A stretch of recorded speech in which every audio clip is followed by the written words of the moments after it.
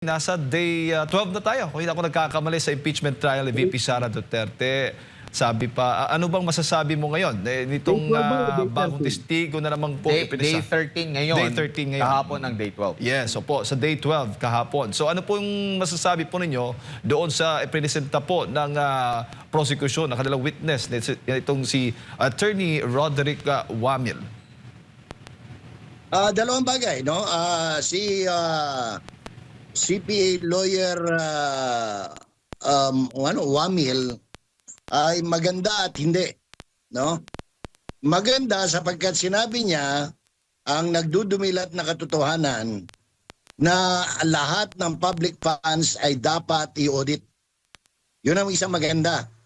Ibig sabihin, lahat ng pondo sa gobyerno, kay local government yan, kay national government, kay government owned or controlled corporations, o maging korte, maging congress, dapat yan ino-audit lahat, no? At lahat naman, kung susundin mo yung 1975 amendment, pinakahuling amendment sa auditing rules and procedures ng gobyerno, lahat dapat talagang ino-audit.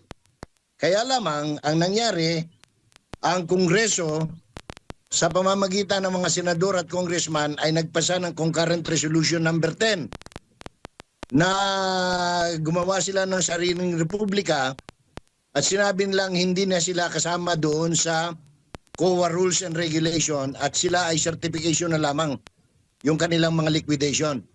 So doon pa lang meron ng bending the law.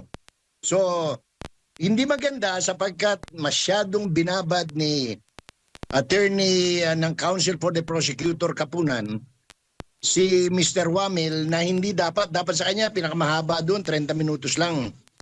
Just to certify na siya ay nagsagawa ng state audit doon sa confidential fund ng Office of the Vice President. Kasi sa tinagal-tagal na hinaba, lumalabas tuloy na wala siyang alam talaga. Wala siyang personal knowledge kasi unang-una, at nahuli pa siyang nagsisinungaling.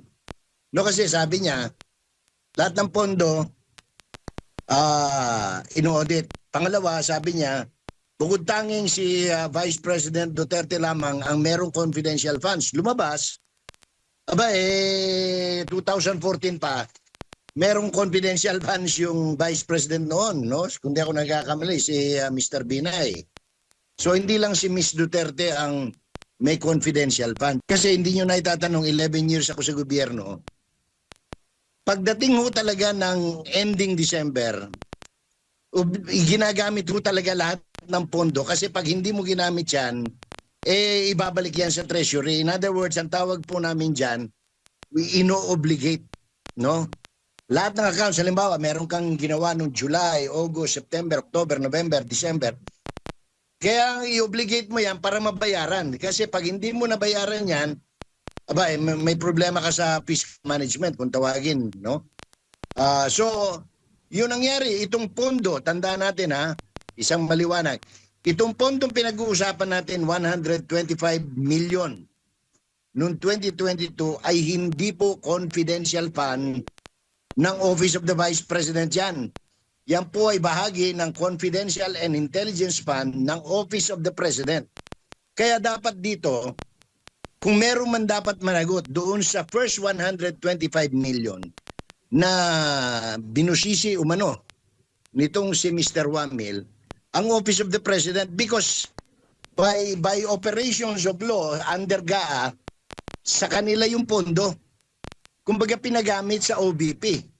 So dapat ang OOP, Office of the President, siya ang nag-liquidate using whatever documents na ginamit ng OVP. Pangalawa, itong nangyayari ngayon sa Senado, kinalulungkot kong sabihin, this is a violation of law. Alam ng abogado yan, lahat ng taga-gobyerno, kasi may national security component dito, confidential and intelligence funds. Kaya nga, dapat ang ginawa ng prosecution, ang nilagay nilang mga witness dito, dapat mga retired commissioner sa Auditor General, no, retired commissioners ng COA. Hindi yung ultimong utusan, no? I'm sorry to say, He was just a technically clerk lang si Wamil doon sa sa tinatawag state prosecutor kasi attorney for. Ano ba naman yung attorney for pagdating mo sa gobyerno, no? Pangalawa, hindi binubuksan yan. Bawal na bawal yan kasi may national security component. Yung mga regular, katulad namin, dito kunyari, controller ako o administrador ako sa local government o kaya sa PNP o sa AFP. Kami ang yung mga regular na gastos, MOOE, anong tawag ito, mga cash advances, ganyan. Yan, regular, pina-audit yan. At saka bukod sa pina-audit, binubuksan niya sa public. But not a confidential and intelligence fund. Let me give you an example sa local government. Dahil ako, 11 years nga ako, dito sa pinakahuli, yung last 6 years sa local government. Pag nag-liquidate kami ng intelligence, merong may mga requirements, totoo yan. Pero remember itong joint resolution circular na yan, bago lang yan. Ewan ko kung kailan na ginamit. Pero merong existing auditing rules dyan, post-audit saka pre-audit. No, pagkatapos, ilalagay mo ron. Pero pag intel funds, confidential, hindi mo pwedeng sabihin mo, ito, gamot ito, binigay namin sa isang commander ng NPA para nang sa ganun, mapasurrender namin sila. Hindi mo pwedeng banggitin yun. Ipapahamak mo yung mga taong nagkatiwala sa'yo. Tanga lang itong Kasi ang katotohanan kasi, itong mga madadaldal na congressman natin tsaka mga, anong tawag ito, party list representative, wala namang alam sa government auditing and procedure, Walang alam sa panggogobyerno kasi hindi sila dumaan ng mayor, hindi sila dumaan ng gobernador. Hindi nila alam yan. Kaya sila daldal ng daldal, wala naman silang alam. Bobot kalahati ang mga tinamaan ng Buenas. No, ang dapat diyan, ang kinuha ng prosecutor, sige, may question sila, may na-discover. Dapat doon ang ipipresent ng prosecutor yung mga talaga may kaalaman intel officer. Paano ginawa ninyo rito without mentioning names, without mentioning places, dates, ganyan. Para at least authentic. Tingnan mo, ang nangyari tuloy nahuli ng opposition ng defense yung at saka alam mo very evasive yung Wamil, no? Pagka tinatanong siya, tinatanong lang, alam mo ba ito? Sasabihin lang niya, hindi po. Hindi, ang dami niya paiikot-ikot, mukhang may sinusunod na naman na script. Yun ang kasi kaya nawawalan yung gana ng pag tiningnan mo, mula nung umpisa hanggang kahapon, wala pang matinong witness na i-present ang prosecutor, Jade. Opo. Unfortunately, hindi ako. Gusto ko makita Bakit hindi Ang problema lang, number one, sabi nga ni Attorney Panelo, we will be violating laws. Pagka pinag-usapan natin yung intel and confidential at binuksan natin sa publiko, wala na yan, violation na yan. Hindi obra talaga yan. Kapareho niyan. Daldal tayo ng daldal, banat sila ng banat. Ang laki-laki ng ninakaw, anong tawag ito? Anong tawag nila kay Vice President? Magnanakaw daw. Scam daw, sabi naman, scam. Scam. Sabi ni Kapunan. Tingnan mo naman. Ito, walang halong biro. Total, mahilig magbiro hindi ko alam kung fans siya ni ni Attorney Ed Chico si Lorna Kapunan banat sila ng banat, magnanakaw si Sara, ganon. Mas mahal pa pala yung binibigay na tip ni Sir Rapi sa mga porn star ng Viva Max na 200 hanggang 300,000 pesos as against kay Agent Mary Grace Piatos na pinambili ng pagkain at gamot na 70,000 lang.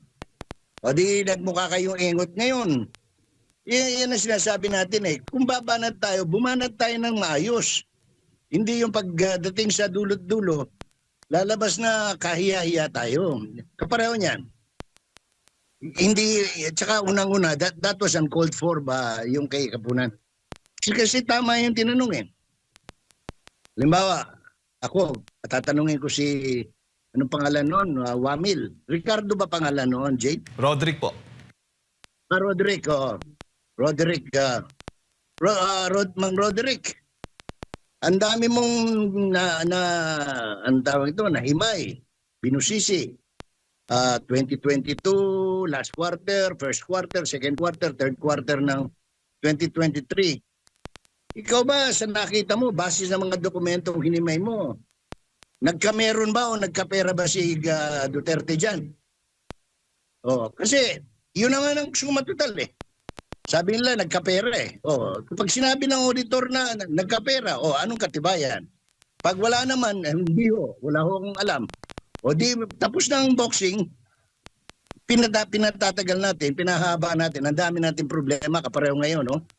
Baha sa Ilocos, baha sa Pangasinan, baha sa kung saan-saan, ang dami natin dapat esikasuhin.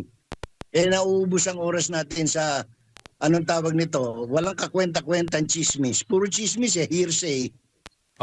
Walang personal knowledge, no? Mm.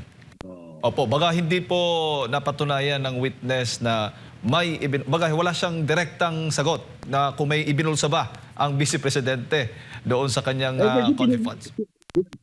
Sinabihan, hoy, huwag mo sagutin. Opo, opo. Para tuloy yung sinabihan ng teacher, huwag ka maingay dyan. Opo. Sir Jay, bago ko lang ipasa kay partner Admar. Imagine mo ako, CPA lawyer, sabihan mo ako ng ganyan. Abay, sasagutin kita. Sandali lang, ma'am, may utak ako. Ha? Huwag mo akong pigilan. Yun ang ano rito. Gusto nating makuha yung katotohanan. Ba't mo pipigilan yung tao? Kasi yun ang dating sa akin bilang taxpayer eh. Ay, bakit pinigilan yun? Nung makasagot, gusto ko malaman eh.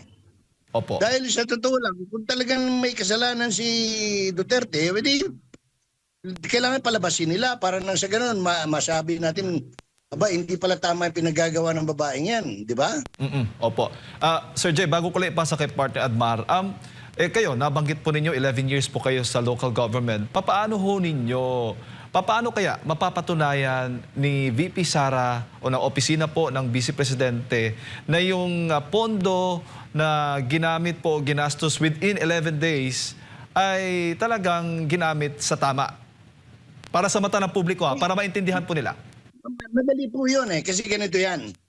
Remember, as early as August, nagre-request sila ng ayuda, yung OBP, sa Office of the President. Kasi hindi nga sila binigyan sa GAA, sa General Appropriations Act, ng Confidential and Intelligence Fund. At alam naman ng Office of the President na ang centerpiece ng DepEd at saka ng OBP is anti-communism, anti-terrorism, di ba? Kasi co-chairman si Vice President Duterte ng NTF-ELCAC, di ba? So, meron na silang mga programa na kinakailangang mapunduhan. Meron na silang undertakings na ginagawa para may sa katuparan yung project. Kaya sabi nila, sir, baka pwede. So, finally, 11 days or 13 days before December 31, pinalabas ng OP by way of the Executive Secretary at that time, kung ako nagkakamali si Bersamin, at saka ng DBM, yung amount na 125 million. So, entonces, pagdating sa akin, halimbawa, yung statement of, anong tawag nito, yung funds availability, no? Yung SARO, na nandyan na, okay na. O di sasabihin ko lang yung administrative people ko, mga ganito, yung mga i-obligate yun na lahat para mabayaran natin yung mga pinaggastusan, yung mga inutang natin. Kaya nga, kumisan, magkakamali yung mga resibo dyan sapagkat ginastos na eh. No? At saka pangalawa, hindi nga kinakailangan yan eh. Ang kakailanganin lang yan, anybody who knows is coconut, no? Ilalagay mo lang sa sealed envelope. Ito ho yung ginastos namin. Sealed envelope, Confidential Intelligence Fund. Hindi nga dapat binubuksan yan because that's national security concern. Ngayon yung ginagawa nila, hinihimay nila yan. Nilalabas nila yung mga pangalan na mga alias Piatos, Dilim, Pikit, or kung ano man. That's already a violation of law. That's punishable under the revised penal code. Mali yan. Hindi dapat ginagawa yan. Ngayon lang nangyari yan sa kasaysayan ng Pilipinas ng confidential and intelligence fund, especially funds that were used against to counter communist terrorist activities and recruitment, especially sa mga schools. Binubusisi, binubulatlat. Kasi yan naman talaga ang gusto mangyari nila Tino, nila Co, nila Ridon, who are best friends of the National Democratic Front, Communist Party of the Philippines, and New People's Army. Yan ang gusto nila lumabas yung mga pangalan para alam nila kung sino tatargetin. Yan ang purpose niyan. Huwag na tayo magbulahan pa. Because they were having difficulties now recruiting. Pero nung nawala siya, kaya palakpak sila nung nawala si Inday Sara sa DepEd. Nawala siya sa NTF-ELCAC. Kasi malaya sila na naman, no? Opo. Kasi ganyan yan. Ako, Mario Josep, kahit minsan hindi kami sinita ng COA pagdating sa intelligence and confidential funds. Kasi nga, ang gobernador at saka mga mayor, meron yan. Kasi sila ang mga frontliners sa insurgency. Opo. Manong Jay, siguro mga ilang katanungan na lamang po. Sige po. Doon sa nabanggit nga na harapang pagsisinungaling, kung totoo man yung mga dokumentong iprenisenta ni Attorney Michael Poa na meron din palang confidential fund sa Office of the Vice President sa panahon ni Binay. Natanong, mismong ang COA din ang nagtanong. Kasi ang sinasabi kasi nitong auditor na sa panahon niya, sa stint niya bilang auditor na sa Office of the Vice President, tanging ito lang si VP Sara lang yung kanyang na-audit na mapatungkol sa confidential fund bago siya mailipat. Pero napag-alaman na kahit nung nandun pa siya, meron pa palang confidential fund sa opisina ni Binay. Pero siya pa ang nagtanong, na-liquidate ba yan? Hindi po ba dapat siya ang magsagot noon kung nandun na siya nung nagkaroon ng confidential fund din ang sa panahon ni Binay, which is nahuli ba siya sa kanyang sariling bibig? Alam mo, nagpapasalamat ako, hindi ako abogado sa depense. Kung hindi, babatukan ko yun Sasabihin ko, tanga-tanga mo, ikaw dapat nag-audit yan ba't ka nagtatanong? Opo. Siguro bilang panghuli na lamang po, Manong Jay, no? Yung ating mga kababayan, iba-iba kasi itong pangyayari sa impeachment, bihira lang talaga nangyari ito. Huling nagkaroon tayo ng full-blown na impeachment trial sa panahon pa po ni Chief Justice Corona, no? At which eventually, napatunayan na mali lahat yung kanilang naging desisyon, ha? Opo. Kaya huwag natin kalimutan yun.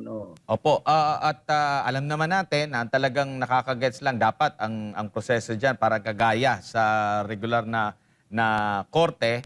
Tapos hybrid ito May halo kasi iba ang impeachment trial po Yung sa side din ng mga senator judge, iba rin yung kanilang dapat treatment ito. Hindi talaga sila pinag-aralan paano ang tamang pagbibigay ng hukom kasi hindi naman talaga ito yung kanilang forte. Kaya nga hindi sila judge pero naging senator judge sila during sa impeachment trial. Ano na lang po yung inyo pong maipapayo sa ating mga kababayang nanonood at nakikinig? Kasi nga, hindi na talaga maiiwasan na may maisisingit at maisisingit kahit pa sabihin na magkabilang panig na i-delete yan, i-strike out yan sa record. Pero ang mapapanood mo sa social media, paulit-ulit mo mapapanood sa social media, maririnig mo pa rin yung mga ganong mga pahayag. Kahit yung opening statement ni De Lima na pinuna, maririnig, ma-access mo pa rin yan. Kahit yung sinabing scam kahapon ni Kapunan, ma-access pa rin na yan. Paano na lang po dapat na himahimay ng ating mga kababayan ukol dito, lalo na sa mga senator judge din, na makaano sila sa katotohanan po, Ginoong Jay? Number one, maganda nga ito nangyayari sa Senado sapagkat natututo tayo, tayong mga ordinaryong tao. Ay, hindi pala pwede yung ganon. Kasi pagka ho sinabing sustain yung objection, ibig sabihin ay mali, hindi pwede yung tanong na yon. Ibig sabihin, no? Pagka sinabing stricken of the record, kailangan wag na natin baliwalain natin yon. In other words, tayo mismo as a citizen, we should learn, we should now acknowledge na ito right smack sa harap ng ating mga Android, sa ating mga television sets, sa ating mga radio sets, natuturuan tayo, hindi na tayo nagiging mangmang, no? Lalo na pagdating sa batas. Sabi nga nung yumaong presidente magsaysay, those who have less in law, less in education, anong tawag ito, kinakailangan mapunuan sa kaalaman, lalo na sa ley o sa batas, no? Huwag tayong anong tawag ito, let us not be distracted, no? Ang importante rito, lahat naman tayo, meron tayong meron tayong common sense, no? Kaya nga kahapon nung isang araw sinabi ko nga, hindi natin kinakailangan maging accountant o maging abogado para maintindihan ang isang bagay, kinakailangan lang common sense. Kapareho niyan, we were bombarded by congressmen na ninakaw, nilustay yung 125 million. Ngayon lumalabas, base na rin sa dokumento nila, no? Sa prosecution. I don't know whether they were hindi nila na pagtanto yan. Na pag nilabas yan, ganito lalabas. Lumalabas tuloy ngayon na yung Office of the Vice President at saka yung, especially the Office of the Vice President, ginagamit yung confidential and intelligence fund para pambili ng gamot, pambili ng pagkain, para matulungan ng ating mga kababayan, lalo na yung mga mahirap na nasa bundok. No? Yun namang sa DepEd, ginagamit para sa pagbibigay edukasyon sa ating kabataan para nang hindi maganyak, no? Ng mga terorista, ng mga komunista, ng mga NPA. Di ba ang ganda ng nangyari? Which is kabalintunaan doon sa objective nila to vilify, no? Nasiraan ng puri ang Vice Presidente. Kaya nga sabi ko, they should check on their list of witnesses kasi it's not helping the prosecution. Ano ako kasi alam mo, pinagmamalaki nila, kahuhusay ng mga abogado nila, mga abogado de Campanilla, mga human rights lawyer, and yet we are not getting any from their witnesses. No, yung sa paghahayag lang, pareho niyan. Tuturuan mo ng mali ang tao, gusto mong tanggapin nila yung affidavit ni Las Cañas, yung sanaysay, walang pirma, walang notarization. Aba, samantalang tinuturuan tayo na kapag ka isang dokumento walang pirma at walang hindi notarized, yan ay anong tawag ito, basura. O pagkatapos gusto mo ipalamon sa tao na hindi, okay yan. Ayusin ang dokumentong yan. So these are the things that the prosecution must stop doing because it's not helping them. No, ako nalulungkot ako because most of them, and I must admit, karamihan sa kanila ay mga kaibigan, personal kong kaibigan. Anong tawag nito? Admar, Jade, no? Si Lorna at saka ako from way back. Panahon pa ni Senator Rocco, magkakasama na kami sa Action Demokratiko. Nalulungkot ako, no? Because naging katawa-tawa yung pangyayari, shell joke, no? Ang tagal kong yan, sa human rights, no? Kasi hindi nyo natatanong. Matagal tayong aktivista. So, nalulungkot ako kapag kaganyan ang nangyayari, no? Kasi nasasayang yung pagkakataon na maturuan natin ang publiko ng tamang appreciation ng kung ano ang naayon sa batas. No? Kasi kapareho niyan, tuturuan mo yung tao na huwag magsalita. Bakit? What for? When you say, hoy, huwag mong sagutin yan, unang-una, abogado yun, accountant, pwede mo magsabihan yun, bobo ba yun? Na tuturuan mo, sasabihan mo, wag sumagot? Kasimple-simple na tanong. At yun ang gusto makita ng taong bayan. Nagnakaw ba talaga yung Inday Sara na yan? Kasi kung nagnakaw yan, litsunin natin, wag natin iboto sa 2028. Ngayon, kung hindi naman, dapat ang managot yung mga nag-akusa sa kanya na hanggang ngayon, wala silang pakialam kung paano nila nilustay o kinastos yung pera sa flood control at iba pa, sa mga AX, MAX na yan, tupad at 4-piece. So these are the things that ako, sabi nga ng iba, sayang at nawawalan daw ng iba ng interes sa implicit. Wag ho. Kailangan maging interesado tayo sapagkat kinabukasan ng bansa natin ang nakataya rito. Kailangan matuto tayo. Hindi man tayo, wala man tayong pagkakataon pumasok sa mga College of Law, ng UP, ng Lasal, ng Ateneo at kung saan-saan pa. At least dito, nakikita natin yung mga we can pick up, sabi nga, in so many ways, no? And so many things diyan sa nangyayari sa ating impeachment proceedings, no, impeachment trial diyan sa Senate Tribunal. Bago lang ako matapos, anong tawag nito, J. Admar, nais ko lang kumustahin ang ating mga kababayan sa San Pablo City, no? At saka sa Project 8 kasi maraming hindi nakakaalam, si Alexander Ayala, yung ating bagong world number 20 ay sa isang Pilipina ay Tubong San Pablo City, Laguna. Sila may-ari ng malaking ospital dyan, malaking eskwelahan at saka yung sa St. Patrick's School dyan sa may Project 8, no, sa may General Avenue sa Quezon City. Yan lang. Maraming salamat. At saka bilang pagtutuwid na rin, yung pong kasi ang daming lumabas na istorya tungkol sa green, ano, nasuot ni, ang pangalan nito, ni Alex Ayala. Ang may gusto po niyan, yung sponsor na Nike, ang kanilang color of the year para sa lahat ng mga players na kanilang sponsored, katulad ni Alex Ayala, katulad ni Laila Fernandez, yung Phil Canadian, at saka sila Andrescu, at iba pang players, puro green po. Hindi, wala po, nagkataon lang na yung green na yan ay favorite color ni Senator Bongo at saka ni Vice President Duterte. Wala akong kinalaman sa politika. Talaga pong yan ang color of choice ng Nike.